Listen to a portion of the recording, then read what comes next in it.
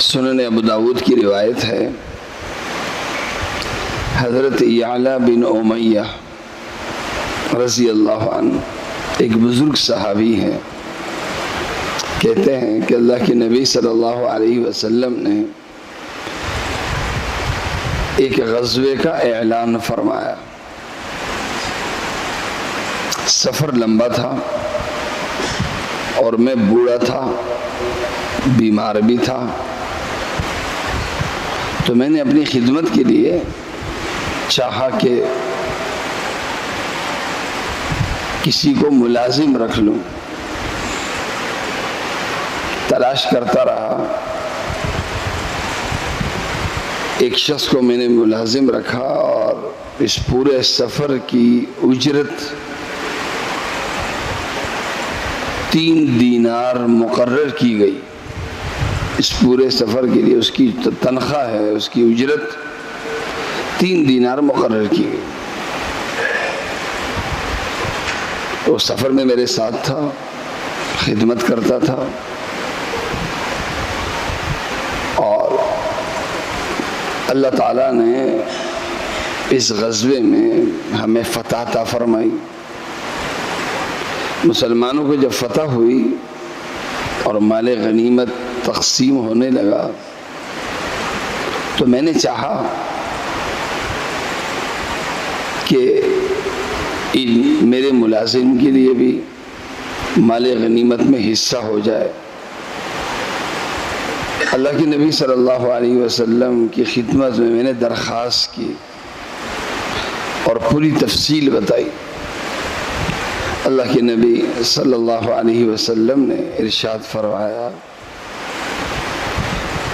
جب اس نے اس عظیم کام کے نکلنے کے لیے یا اس عظیم کام کے کرنے کے لیے اپنی پوری اجرت خود ہی مقرر کر لی ہے، 3 دینار خود ہی مقرر کر لی ہے کہ میری اس پوری محنت کی اجرت مجھے 3 دینار ملنی چاہیے، جب خود ہی مقرر کر لی، اب اس سے زیادہ اسے کیا دیا جا سکتا ہے؟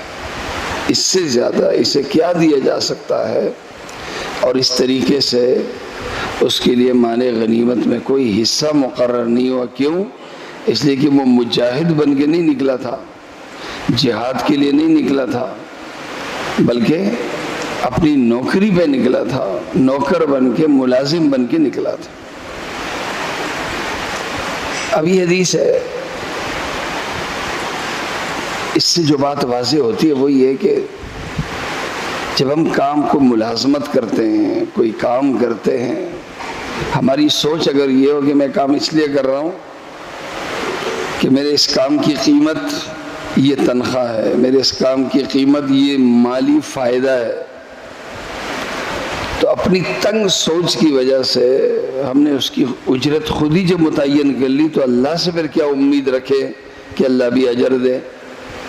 لیکن ہم اس اجرت کے بجائے، اپنے آپ کو ملازم سمجھنے کے بجائے، ہم نیت خادم ہونے کی کریں کہ میں خدمت کر رہا ہوں، میں خدمت کر رہا ہوں۔ میں اگر دکاندار ہوں تو دکان میں نے اس لیے کھولی ہے کہ محلے والوں کی خدمت کروں۔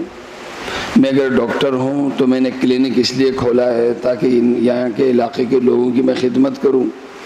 فیس اس لیے لیتا ہوں کیونکہ میری ضرورتیں ہیں، اس کے بغیر میں کلینک کیسے چلاؤں گا، تو دکان کیسے چلاؤں گا، مال کیسے لاؤں گا؟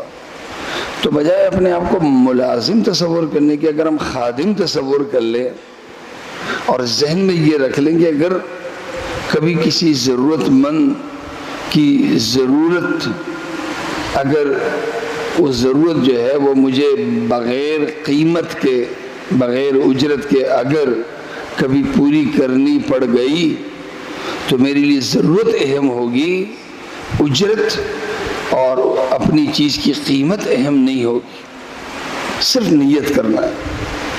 یہ نیت جب ہوتی ہے اللہ تعالیٰ کبھی محروم نہیں کرتا، لیکن جب اس انسان اپنی نیت بڑی رکھ لیتا ہے تو پھر اسے ایک فائدہ نہیں بلکہ کئی فائدے مل جاتے ہیں، دنیا کے بھی اور آخرت کے بھی۔